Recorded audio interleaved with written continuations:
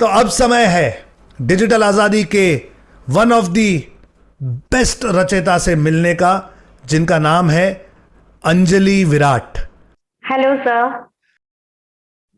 नमस्ते sir. Hello and welcome Anjali ji. आप कहाँ थी इतने दिन? मुझे तो पता नहीं चला कि बैकग्राउंड में आप इतनी मैसिव एक्शन ले रही हैं। आपका इकोसिस्टम देखने के बाद मैं सरप्राइज्ड हो गया। मैंने पूछा, भाई ये कौन है जो इतना अच्छा काम कर रहा है? कॉन्ग्रेचुलेशंस, आप हमारी डिजिटल रचयिता हैं। Thank you sir, thanks a lot sir. बहुत बहुत शुक्रिया है, और सभी यहाँ पर मौजूद सारे डिजिटल आज़ादी के परिवार के मेंबर्स को बहुत बहुत नमस्ते। सर एक्चुअली मुझे भी यही बात थी दिमाग में कि जो करें हम पहले खुद से करें। खुद अपना अंदर से जो भी हमारा नॉलेज हमें मिल रहा है पहले उस पर करें, और फिर बाद में जहां हम अटकते हैं उसके लिए हम पूछ सकते हैं आपको या सपोर्ट टीम को। लेकिन सर आपने इतनी अच्छी तरीके से सब कुछ समझाया पूरे ये सेशन में कि हैकेथॉन के अंदर अगर सारे लोग अगर फॉलो करते हैं प्रॉपर वे में तो सर जरूरत ही नहीं लगी मुझे। मुझे भी कई बार था कि शायद मुझे जरूरत पड़ सकती है, लेकिन मुझे कभी जरूरत पड़ी ही नहीं, क्योंकि इतनी अच्छी तरीके से वन बाय वन एक एक वीडियो को, जब भी आप मैंने एक भी हैकेथॉन नहीं मिस किया। हैकेथॉन के अलावा जब भी जो भी असाइनमेंट्स मिलते थे तो उन असाइनमेंट्स को एक एक करके फॉलो कर करके फिर से वीडियो देखकर उसे, जैसे आप बताते थे कि पॉज कीजिए उसे, फिर देखिए कि कहाँ पर आप मतलब वीडियो चलते चलते आप उसे काम मत कीजिए, उसे पॉज कीजिए, फिर उसको इम्प्लीमेंट करके देखिए हो रहा है या नहीं। तो बस सर ऐसे करते गए चलते गए, और कब सब कुछ हो गया पता ही नहीं चला। और उसके लिए फैंटास्टिक। सर आपको बहुत बहुत धन्यवाद है सर। बिकॉज आपकी तो बहुत ज्यादा मेहनत दिखती है कि किस तरीके से आप सबको इम्प्लीमेंट करने के लिए प्रोत्साहित करते हो। दैट्स द मेन थिंग कि अगर हमें मेंटर प्रॉपर मिल जाते हैं तो मोटिवेशन और हमारे सेल्फ कॉन्फिडेंस और विल पावर के साथ हम किसी भी चीज को हासिल कर सकते हैं। आपको स्टूडेंट पाकर ये मेरा सौभाग्य है कि आपने डिजिटल आज़ादी को इस थैंक काबिल समझा, आप यहाँ आए और आपने इतनी एक्शन ली है। लेकिन हम सब आपकी कहानी जानना चाहते हैं अंजलि जी। आप कहाँ से हैं, क्या करती हैं, कैसे डिजिटल आज़ादी में आई और आज क्या कर रही हैं? हाँ जी सर। सर वैसे बेसिकली अगर मैं कहूँ तो I am a normal home maker. मतलब मेरी कहानी अगर आप सुनोगे तो आपको ये लगेगा कि ये तो मतलब इनके इनके पास ये कहाँ थी, जैसे आपने अभी बताया ना कि ये कहाँ थी इतने दिनों तक। तो वही चीज मेरी लाइफ में मेरे साथ हुई है। Basically I belong to Ahmedabad, Gujarat. और I am 42 years of age, and मेरी मैरिज राजस्थान पाली नाम के एक टाउन में हुई थी। तो वहां से हम लोग फिर अहमदाबाद शिफ्ट हुए। अभी मेरी दो प्यारी सी बेटियां हैं, तो बस उनकी स्टडीज के लिए मैं यहाँ शिफ्ट हुई हूँ। और नॉर्मली 40 years की एज तक, मतलब ये कह सकते हैं कि 2022 ने मेरी लाइफ चेंज की है। और उसमें सबसे मेन जिसने रोल प्ले किया मुझे मोटिवेशन देने का, वो थी मेरी एक एस्ट्रोलॉजर फ्रेंड, जिन्हें मैं जानती नहीं थी, पर ऑल ऑफ अ सडन हम लोग मिले। और अचानक ही उन्होंने कहा कि आप क्या कर रहे हो, आप में इतना सब कुछ पोटेंशियल है, and what are you doing, just अपने आप को बूस्टअप कीजिए। वैसे सर मैं बेसिकली मतलब पूरी लाइफ में मैंने हमेशा सोशल एक्टिविटीज की है, बहुत सारी सोशल एक्टिविटीज में इन्वॉल्व रही हूँ। और सबसे मेन इम्पॉर्टेंट चीज जो हमेशा मेरे अंदर थी और जिससे मैंने आज मतलब एक नीश के तौर पर अपनाया है डिजिटल आजादी के इस कोर्स में, वो थी मेरी काउंसलिंग।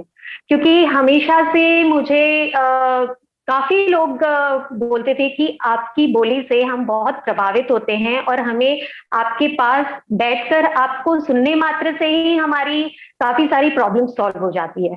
तो मुझे लगता था कि मतलब अगर ये हमारे लिए एक बहुत ही मतलब प्राउड मोमेंट होता है जब कोई हमें बोलता है कि हमारी प्रॉब्लम सॉल्व हुई है आपको जस्ट सुनने से।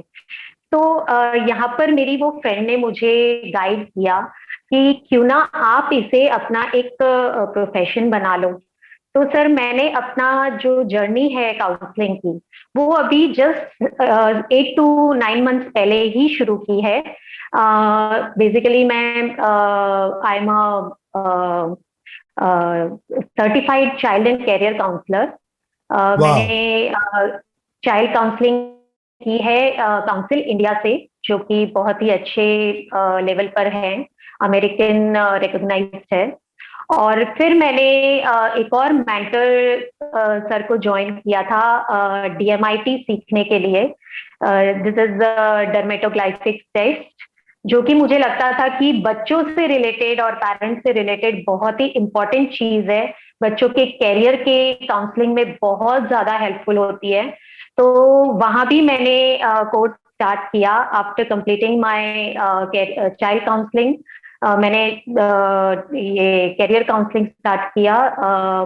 उसके बाद धीरे धीरे जब मैं ये सारा कुछ कर रही थी तो सर आपका एक वेबिनार मैंने ज्वाइन किया और वो एक और ज्यादा मतलब प्लस पॉइंट बन गया मेरे लिए कि जब आप सब कुछ एक अच्छे इंटेंशन के साथ शुरू करते हैं तो कहते हैं ना कि अपने आप से एक वो कहते हैं ना लॉ ऑफ अट्रैक्शन ऐसी चीज होती है कि वन बाय वन आपको एक एक चीज मिलती ही जाती है।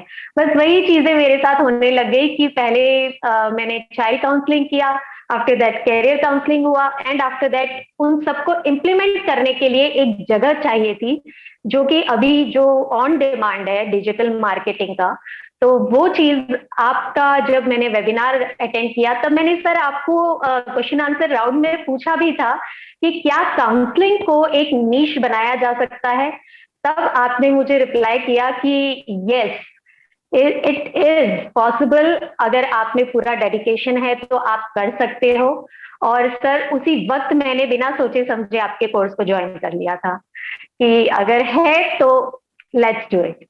और सर इसी दौरान मैंने जैसे ये जो 3 महीने का जो पूरा कोर्स था हैकेथॉन का, उस दौरान ही मैंने काफी कुछ आपसे सीखा, जो कि मतलब डिजिटल मार्केटिंग का तो मुझे जैसे काफी लोग सब लोग हैकेथॉन में सभी पार्टिसिपेंट्स बता रहे हैं कि मुझे डी तक नहीं पता था, क्योंकि डिजिटल मार्केटिंग से मेरा कोई लेना देना नहीं था। कभी भी मैंने कभी मतलब ये यूट्यूब के वीडियोस बनाना, कंटेंट राइटिंग, ये वो कुछ भी मतलब कभी मैंने सोचा ही नहीं था।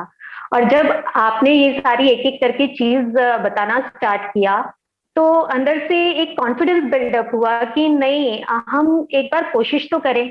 और सर कोशिश करते करते लगा कि नहीं we can, I can do it, मतलब कर सकते हैं। ये कोई हार्ड टास्क नहीं है, हार्ड होता है हमारे दिमाग की मेंटालिटी में।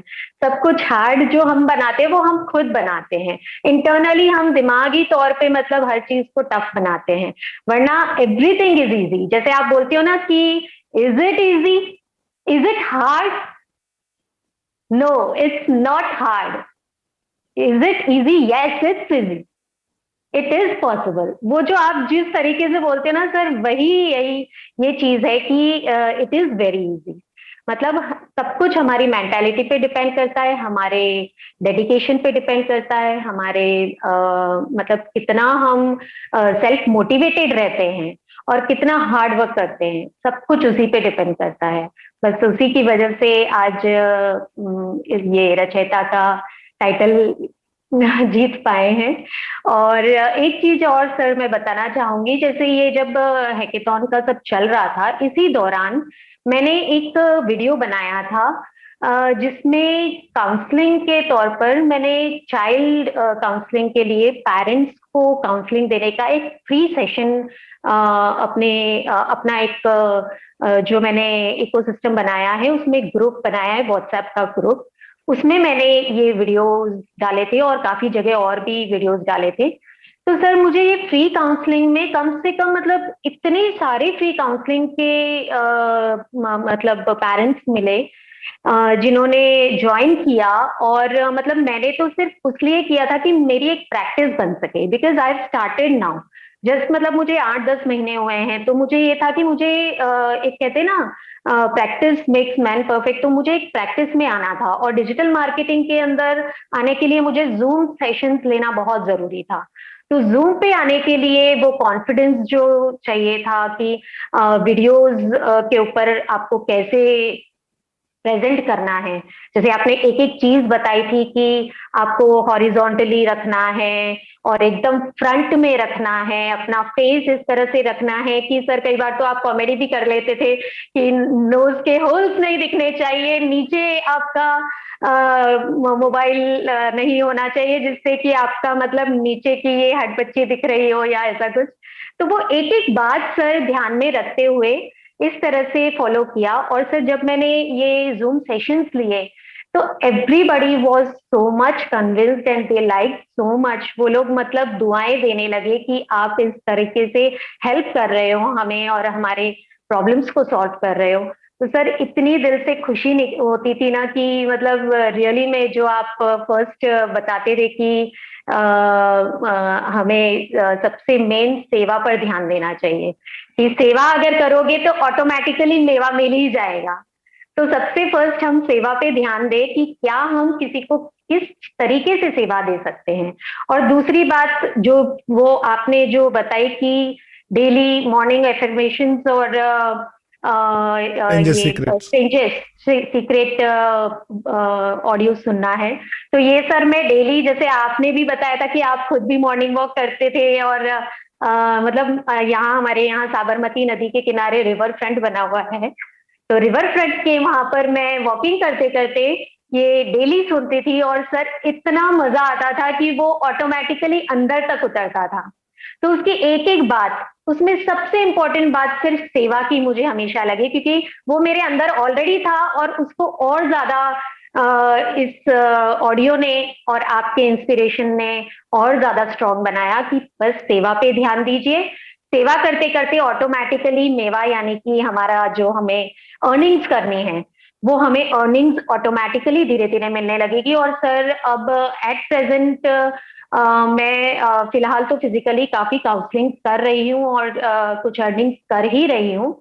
बट अब मैं डिजिटलाइज होकर सबसे मेन सर मैं फेसबुक एड्स को पकड़ कर रखना चाहती हूँ। जैसे आपने बताया था कि कोई भी एक प्लेटफॉर्म को चूज कीजिए, सारे के सारे प्लेटफॉर्म्स को एक साथ चूज करने से हम पजल्ड हो जाते हैं।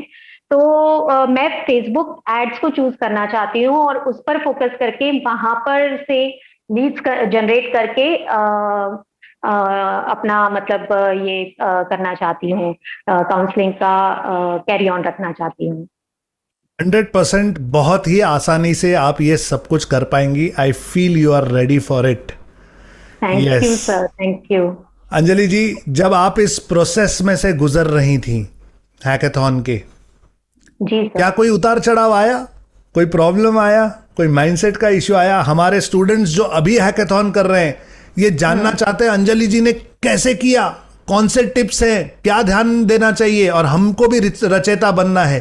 तो आप इन्हें थोड़ा सा गाइड कीजिए कि इन्होंने क्या क्या करना चाहिए। Sure sir, sure. Actually sir दिखती बात है, सभी रचयिता की तरह मुझे भी मतलब कुछ डाउनफॉल्स लगे अंदर से कि मैं कैसे करूं ये कुछ एक स्टेज था।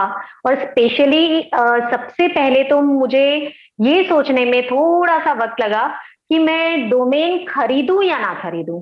जो कि नॉर्मली मैंने नोटिस किया कि पिछले हैकेथॉन में जितने भी लोगों ने मतलब हैकेथॉन अटेंड किया था उसमें शायद ही 50 या 40% लोगों ने शायद डोमेन खरीदा होगा।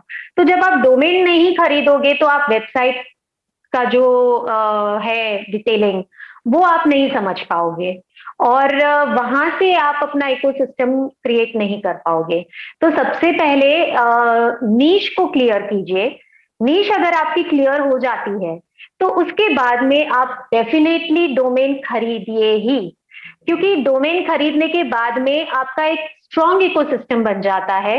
और फिर आपको खुद को, सर एक चीज और इसमें ऐड ऑन करना चाहती हूँ कि जब मैंने ये चाइल्ड एंड करियर काउंसलिंग का स्टार्ट किया था, तभी मैं मतलब मेरे मेंटोर्स की वेबसाइट देखती थी, तो मुझे अंदर से ये फीलिंग आती थी कि मैं कब अपना वेबसाइट क्रिएट कर पाऊंगी, मुझे कब ये मौका मिलेगा। जब कई बार सोचती थी कि किसी और से वेबसाइट बनवा लेंगे, और क्या, पैसे देकर वेबसाइट ही तो बनवाना है।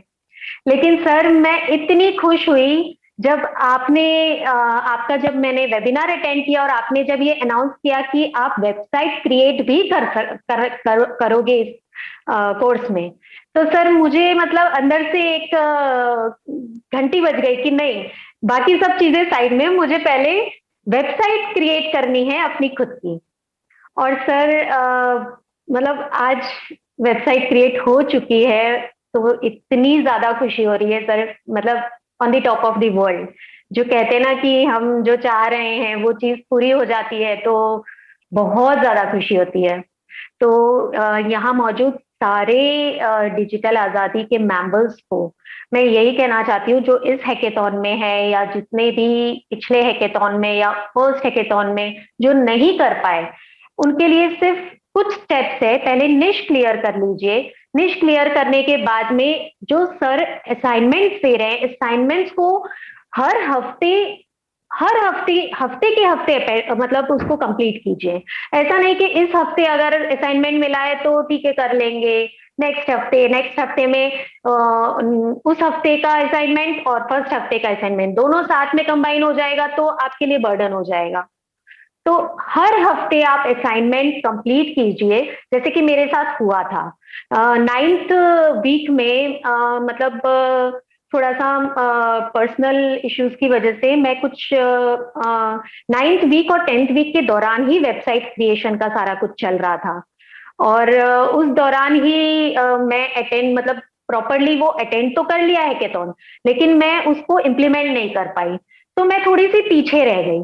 तो सर आगे 11th पे पहुंच गए, 12th पे पहुंच गए, और मैं अभी तक 9th पर ही बैठी थी।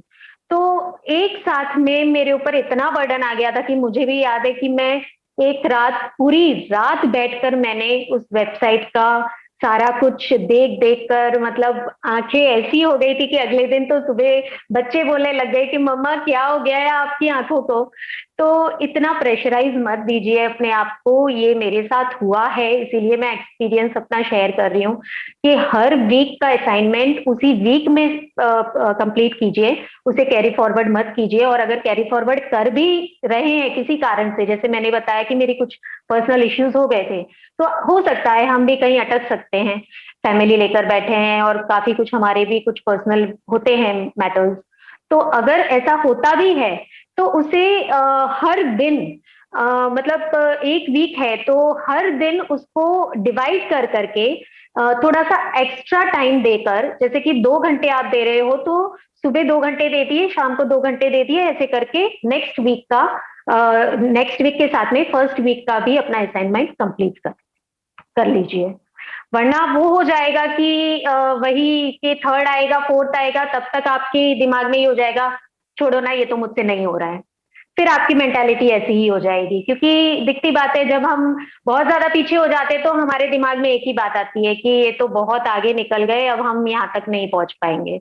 तो इतना ज्यादा आगे मत निकलने दीजिए अपने आप को, सर के साथ में ही असाइनमेंट कंप्लीट करते जाइए। और दूसरा, एक गोल सेट जरूर कर दीजिए, जैसे कि सर ने बताया है, अपने गोल्स गोल कार्ड पर लिखिए। उसके साथ साथ में मैंने जैसे अपनी एक डायरी बनाई है, उसके अंदर डेली मैं अपने गोल्स को लिख रही हूँ। जो मेरा अपना पर्सनल गोल है वो डेली लिख रही हूँ, रोज एक पेज। अगर रोज नहीं लिख पाते हो तो कोई इश्यू नहीं है, उसे मतलब आप अपने दिमाग में इतना फिट कर लीजिए कि अगर कभी किसी दिन नहीं लिख पा रहे हो तो वो आपके सामने जरूर रहे, आपके आपके दिमाग में जरूर रहे, इंटरनली आपके अंदर जो बोलते हैं ना कि सबकॉन्शियस माइंड के अंदर तक, अपने अंदर तक उतार लीजिए उस गोल को, तो कोई भी आपको अपने गोल तक पहुंचने से नहीं रोक सकता है। So well said, so well said. वक्त पर अपने असाइनमेंट्स पूरे कीजिए, काम को लोड मत होने दीजिए, दिमाग ठंडा रखिए, गोल सेट कर लीजिए, आहिस्ते आहिस्ते काम कीजिए, देखते ही देखते हर कोई रचयिता बन सकता है। अंजलि जी, आप हम सब की इंस्पिरेशन है, और जो काम आप करना चाहती हैं काउंसलिंग का, मेरी नजर से आप देखें तो ये भगवान का काम है। आज हर एक माता पिता अपने बच्चे के लिए बेस्ट चीजें चाहता है, yes, और माता पिता को समझ नहीं आता कि अपने बच्चे के लिए क्या सही चीज चुनी जाए। जो उन्हें ये राह दिखाए वो भगवान से कम नहीं है। So you are going to do a service to lot of parents. आप ये जो काम ले रही हैं अपने हाथ में, ये बहुत पुण्य का काम है, सचमुच सेवा का काम है, और मेरे नजरिए से it's a great service to be done. मेरा सौभाग्य होगा अगर आप कभी हमारी कार्यशाला में आएं और डिजिटल आज़ादी के जो पेरेंट्स हैं उन्हें एक आधा पौना घंटा गाइडेंस दें कि हम अपने बच्चों को कैसे बेहतर बना सकते हैं। श्योर सर, श्योर सर, ये मेरा सौभाग्य होगा अगर मुझे ये मौका मिल रहा है, और वो भी आपके गाइडेंस में, तो ये सर मेरा सौभाग्य होगा। Yes, thank you so much Anjali ji. We are Thank you. proud to have you in Digital Azadi. और अब मैं बेसब्री से इंतजार कर रहा हूं कि कब आप अपनी कंसल्टिंग को सही तरीके से पॉपुलराइज भी करती हैं और मोनेटाइज भी करती हैं। आपके इस सफर में हम सब आपके साथ हैं। Thank you so much. Thank you so much. Pleasure talking to you Anjali ji, मुझे बहुत खुशी हुई आपसे मिलकर। Thank you so much. Thanks a lot sir. Thank you.